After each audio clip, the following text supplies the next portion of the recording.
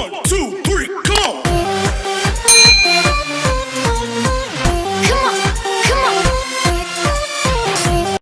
Assalamualaikum warahmatullahi wabarakatuh.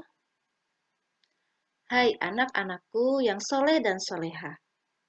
Pagi ini kita kembali belajar di tema yang baru, yaitu tema 5 dengan judul ekosistem. Dan kita menginjak ke subtema 1 dengan judul komponen ekosistem, serta memasuki pembelajaran 1 dan 2. Baiklah anak-anakku, untuk mengawali pembelajaran kita pada hari ini, marilah kita bersama-sama membacakan basmalah. Bismillahirrahmanirrahim. Semuanya tetap sehat kan? Alhamdulillah. Baiklah anak-anakku, adapun tujuan pembelajaran yang harus Ananda kuasai setelah melaksanakan pembelajaran hari ini adalah yang pertama, dengan mencermati teks non-fiksi yang disajikan, siswa mampu menemukan pokok pikiran dalam bacaan secara tepat. 2. Dengan menyimak penjelasan dan mencermati teks bacaan, siswa mampu membuat pertanyaan-pertanyaan sehubungan dengan bacaan secara tepat. 3. Dengan membuat bagan, siswa mampu menggolongkan hewan berdasarkan jenis makanannya secara benar. 4. Dengan melakukan pengamatan dan pengumpulan informasi, siswa mampu membuat teks non-fiksi tentang penggolongan hewan berdasarkan jenis makanan secara benar. Adapun tujuan pembelajaran 2 yaitu yang pertama, dengan mencermati teks non-fiksi yang disajikan, siswa mampu menemukan pokok pikiran dalam bacaan secara tepat. 2. Dengan mencermati teks bacaan, siswa mampu membuat pertanyaan-pertanyaan sehubungan dengan bacaan secara tepat. 3. Dengan berdiskusi dan mencari informasi dalam kelompok, siswa mampu melengkapi bagan dengan klasifikasi hewan berdasarkan jenis makanan secara benar. 4. Dengan melakukan pengamatan dan pengumpulan informasi, siswa mampu membuat teks non-fiksi tentang hewan pilihannya dilihat dari jenis makanannya secara benar. 5. Dengan menyanyikan lagu bertemakan hewan, siswa mampu mengenal perbedaan tangga nada mayor dan minor secara benar. Itulah tujuan pembelajaran yang akan kalian kuasai setelah melaksanakan pembelajaran hari ini. Sekarang, silahkan dibuka bukunya halaman 2. Di sana terdapat 2 buah gambar. Coba, perbedaan apa saja yang dapat kamu jelaskan dari kedua gambar di atas? Oke, baiklah. Ibu jelaskan ya, bahwa pada gambar 1, komponen tak hidup yang ada dalam sebuah lingkungan. Jadi ini adalah komponen yang tidak hidup. Komponen yang ada pada gambar diantaranya hanya ada tanah, bukit, air, dan cahaya matahari. Sedangkan pada gambar kedua yang ini, di sini terdapat komponen hidup dalam suatu lingkungan yang saling berinteraksi dan bergantung satu dengan yang lainnya. Di sini bukan hanya ada tanah, air, dan cahaya matahari, tetapi juga ada komponen hidupnya, yaitu tumbuh-tumbuhan dan hewan. Anak-anakku, sekarang kita berinjak ke bacaan. Di sini ada sebuah bacaan dengan judul ekosistem. Semua makhluk hidup memerlukan lingkungan tertentu untuk memenuhi kebutuhannya. Lingkungan adalah segala sesuatu yang berada di sekitar makhluk hidup. Sebuah lingkungan terdiri atas bagian yang hidup, biotik, dan bagian tak hidup, abiotik. Bagian yang hidup di sebuah lingkungan terdiri atas tumbuhan, hewan, dan makhluk hidup lainnya. Bagian lingkungan yang tak hidup terdiri atas cahaya matahari, air, udara, dan tanah. Cahaya matahari dapat menghangatkan udara, air, dan tanah agar mencapai suhu yang sesuai kebutuhan hidup makhluk hidup. Cahaya matahari juga membantu tumbuhan membuat makanan. Air dan tanah merupakan bagian penting dari sebuah lingkungan. Air yang turun dalam bentuk hujan meresap ke dalam tanah. Air di dalam tanah ini akan dimanfaatkan oleh tumbuhan yang hidup di atasnya dan makhluk hidup kecil lainnya yang hidup di dalam tanah. Bagian hidup dan tak hidup di sebuah lingkungan saling berinteraksi dan saling bergantung satu sama lain. Interaksi antar makhluk hidup dan benda-benda tak hidup di sebuah lingkungan disebut ekosistem. Ekosistem tersusun atas individu, populasi, dan komunitas. Individu adalah makhluk hidup tunggal, misalnya seekor kambing, seekor burung, dan sebuah pohon cemara. Tempat individu tinggal disebut habitat. Populasi adalah kumpulan individu sejenis yang menempati suatu daerah tertentu. Contoh, di sebuah kolam terdapat populasi ikan, populasi tumbuhan teratai, dan populasi lumut. Sementara itu, komunitas adalah populasi makhluk hidup di suatu daerah tertentu. Contoh komunitas adalah komunitas sungai dan komunitas padang rumput. Berdasarkan bacaan di atas, mari kita temukan pikiran utama dari setiap paragraf beserta informasi yang kamu anggap penting. Anak-anakku, bacaan tadi merupakan sebuah teks non-fiksi. Jadi, teks non-fiksi adalah teks yang berisi informasi berdasarkan fakta atau kenyataan. Teks non-fiksi dapat kita temukan dalam artikel surat kabar atau majalah. Contoh yang lain dari teks non-fiksi adalah ada esai, jurnal tentang sejarah atau ilmiah, biografi, serta karya sastra. Dalam teks non-fiksi, informasi-informasi yang disajikan tentunya memiliki keterkaitan satu sama lain secara berurutan, sesuai kenyataan yang ada. Informasi-informasi tersebut disusun hingga menjadi sebuah paragraf yang padu. Setelah itu, paragraf-paragraf digabungkan hingga menjadi sebuah teks non-fiksi. Teks non-fiksi dapat dipahami isinya jika kita dapat menggali informasi teks tersebut. Untuk menggali informasi teks non-fiksi, kita perlu membaca dengan seksama teks tersebut. Langkah selanjutnya adalah dengan menjawab pertanyaan berdasarkan teks yang telah dibaca. Nah, mari kita cari pikiran utama dan informasi penting apa yang kita dapatkan dari bacaan yang telah kita baca.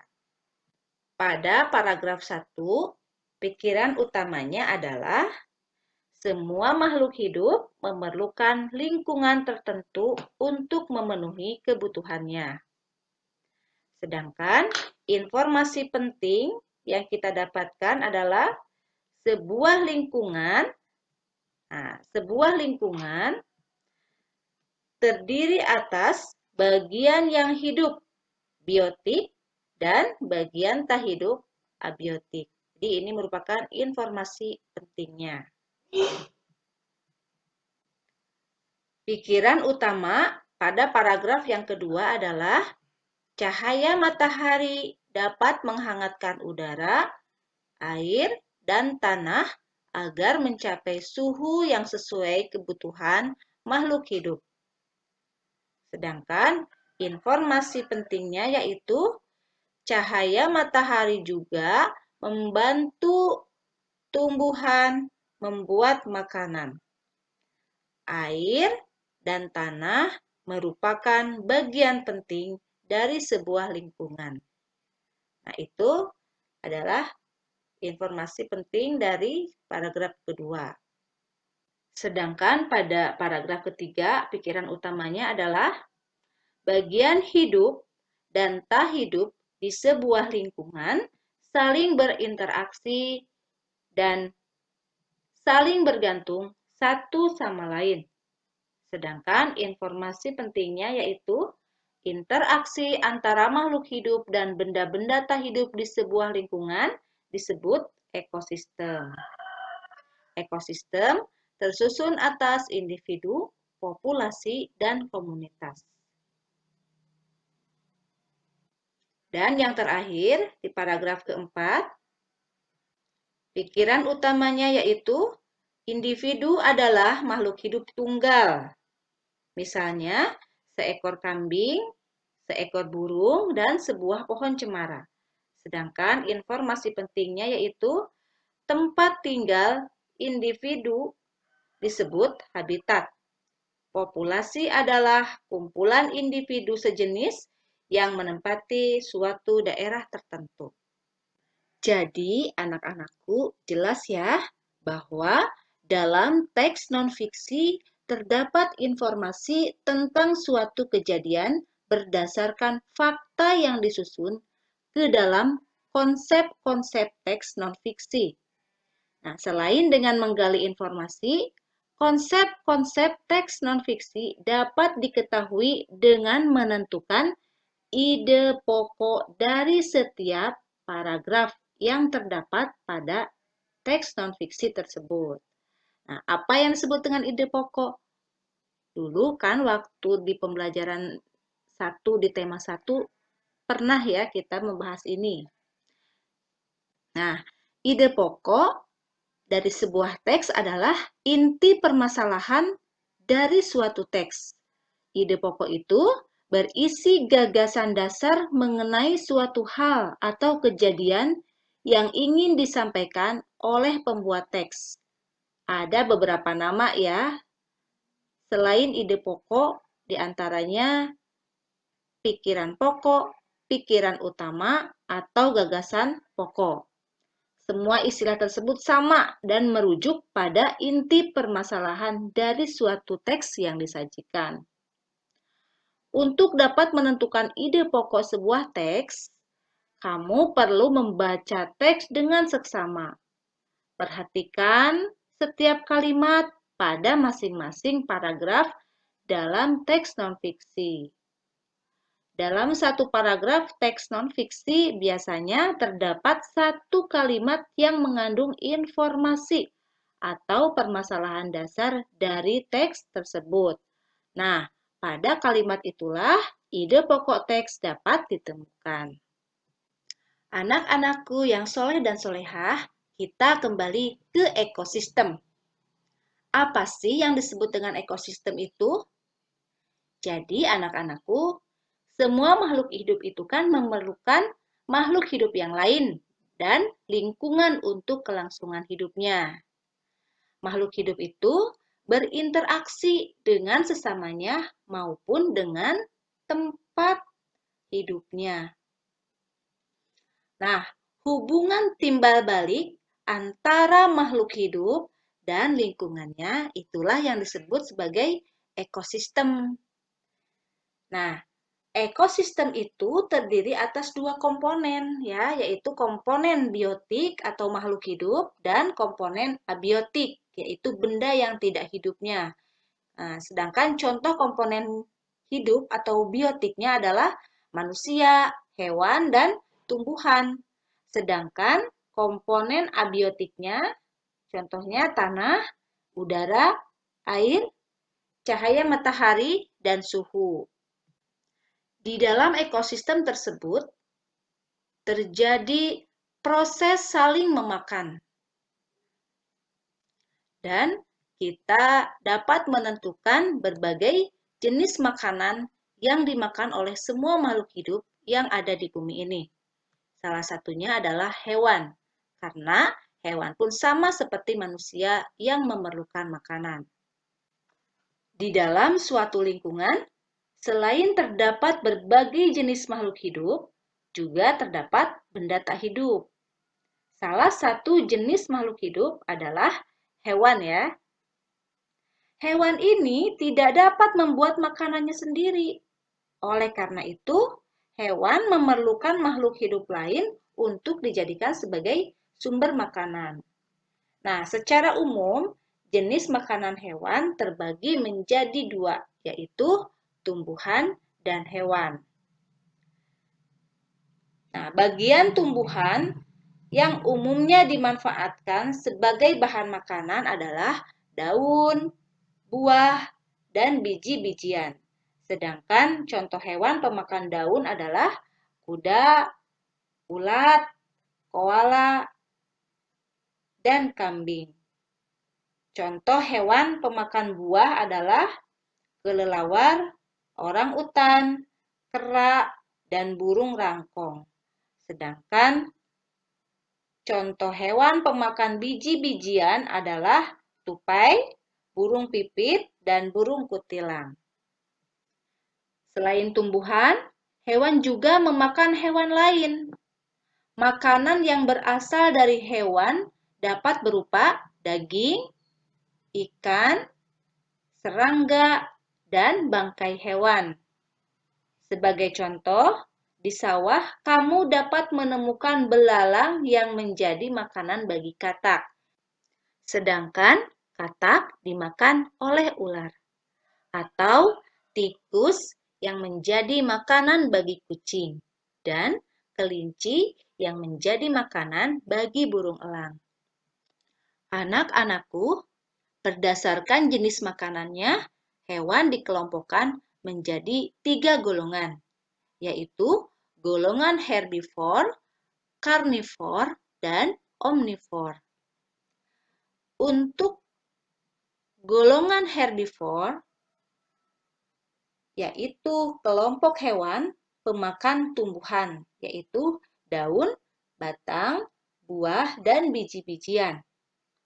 Sedangkan susunan giginya terdiri atas gigi seri untuk memotong makanan dan gigi gerham yang lebar dan kuat untuk mengunyah makanan. Nah, kelompok ini tidak memiliki gigi taring. Contohnya hewan kuda, badak, gajah, dan kambing. Nah, yang kedua adalah kelompok hewan karnivor, yaitu kelompok hewan pemakan daging. Nah, hewan ini memiliki gigi taring atau paruh yang tajam. Nah, ini ya. Dan sangat kuat untuk mencabik dan merobek daging mangsanya. Contohnya, hewan kucing, harimau, macan tutul, buaya, ikan hiu, dan burung elang. Nah, yang ketiga adalah hewan omnivor, yaitu kelompok hewan pemakan tumbuhan maupun hewan lain. Nah, susunan giginya terdiri atas gigi seri, gigi gerham, dan gigi taring yang berkembang dengan seimbang. Contohnya yaitu hewan beruang, orang utan, landak, tikus, dan ayam. Anak-anakku, kegiatan saling memakan di dalam sebuah lingkungan ekosistem itu sangat berpengaruh terhadap keadaan ekosistem tersebut. Jadi, pada dasarnya, ekosistem itu dibagi menjadi dua bagian, yaitu ada ekosistem secara alami dan ada juga ekosistem buatan.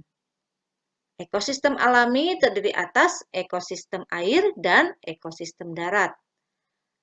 Nah, sedangkan ekosistem air terdiri atas ekosistem air tawar dan ekosistem air asin.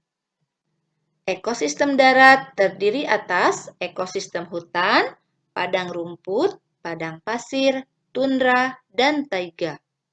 Sedangkan ekosistem buatan merupakan ekosistem yang diciptakan manusia untuk memenuhi kebutuhan manusia.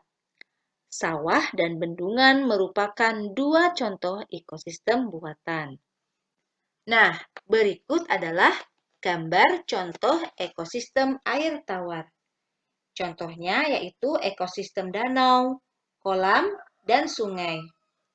Ekosistem air tawar mendapatkan cukup sinar matahari. Tumbuhan yang paling banyak hidup di dalam ekosistem ini adalah ganggang. Ekosistem air asin, contohnya ekosistem terumbu karang, dan ekosistem laut dalam. Berbagai jenis ikan, kerang, koral, dan makhluk laut lainnya hidup pada ekosistem ini. Nah, terdapat juga beberapa jenis hewan kecil dan tumbuhan alga yang dapat membuat makanannya sendiri. Nah, berikut adalah contoh dari ekosistem hutan hujan. Ekosistem darat contohnya ekosistem hujan, tropis, sabana, padang rumput, gurun, taiga, dan tundra. Ekosistem darat ini dibedakan oleh tingkat curah hujan dan iklimnya. Perbedaan tersebut menyebabkan jenis tumbuhan dan hewan yang ada di dalamnya juga berbeda. Tumbuhan seperti rotan dan anggrek, serta hewan seperti kera, burung, badak, dan harimau berada pada ekosistem hutan hujan tropis. Ekosistem sabana memiliki curah hujan yang lebih rendah daripada ekosistem hutan hujan tropis. Hewan yang hidup di sana seperti serangga dan mamalia, seperti zebra dan singa. Selanjutnya, ini adalah gambar dari contoh ekosistem padang rumput.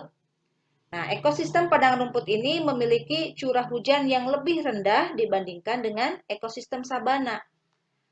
Tumbuhan khas ekosistem adalah rumput.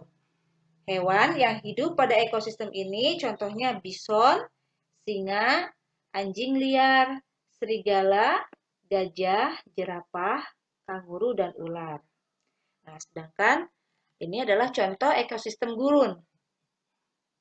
Gurun merupakan ekosistem yang paling gersang karena curah hujan yang sangat rendah. Tumbuhan yang ada jenis kaktus ya yang memiliki duri untuk mengurangi penguapan banyak karena sedikitnya curah hujan. Dan hewan-hewan yang bisa hidup pada ekosistem ini antara lain semut, ulat, kadal, kalajengking, dan beberapa hewan malam lainnya. Kemudian ini adalah gambar contoh dari ekosistem tundra. Nah, suhu pada ekosistem tundra sangat dingin dan kering.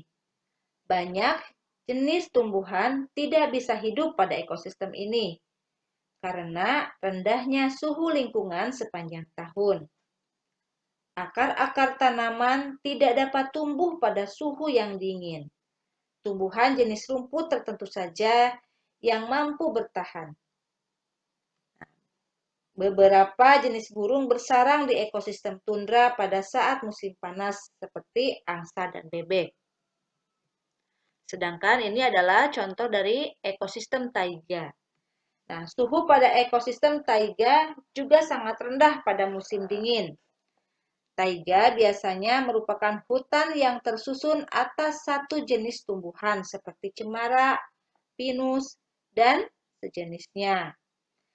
Hewan seperti beruang hitam dan ajag yang biasanya hidup di ekosistem ini. Nah, itulah jenis-jenis ekosistem yang ada, yaitu ada ekosistem air tawar, ekosistem hutan hujan, ekosistem padang rumput, ekosistem gurun, ekosistem tundra, dan ekosistem taiga. Anak-anakku, ternyata hewan itu mempunyai peran yang penting dalam sebuah ekosistem. Oleh karena itu, nanti anak-anakku bisa mencari sebuah lagu yang bertemakan tentang hewan. Baik itu lagu dengan bertangga nada mayor ataupun lagu bertangga nada minor. Anak-anakku masih ingat kan bagaimana ciri-ciri dari lagu yang bertangga nada mayor dan lagu yang bertangga nada minor? Bisa juga nanti kalian mengiringi lagu tersebut dengan sebuah alat musik yang bisa kamu mainkan. Baiklah anak-anakku, demikianlah pembelajaran yang dapat Ibu sampaikan pada kesempatan hari ini. Mari kita simpulkan bersama-sama apa yang telah kita pelajari. Ya, betul sekali bahwa pada hari ini kita telah belajar tentang bagaimana menyebutkan pokok pikiran pada teks non-fiksi yang disajikan, serta menyebutkan informasi penting dari setiap paragraf dalam teks non-fiksi yang disajikan. Kita juga telah belajar tentang apa sajakah jenis makanan hewan dan mengklasifikasikan hewan-hewan yang termasuk golongan karnivor, herbivor, dan omnivor. Nah, yang terakhir, kita telah belajar tentang jenis-jenis ekosistem serta ciri-ciri lagu bertangga nada mayor dan minor. Demikianlah anak-anakku yang dapat Ibu sampaikan pada hari ini. Tetap bersemangat dan jaga kesehatan. Mari kita tutup pembelajaran kita pada hari ini dengan mengucapkan hamdalah bersama-sama. Alhamdulillahirabbil alamin. Wassalamualaikum warahmatullahi wabarakatuh.